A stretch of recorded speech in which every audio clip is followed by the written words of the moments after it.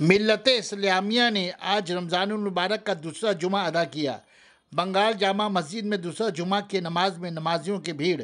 इमाम मौलाना शाहिद हुसैन मिसबाही का जुमा की इस्लाही तकरीर।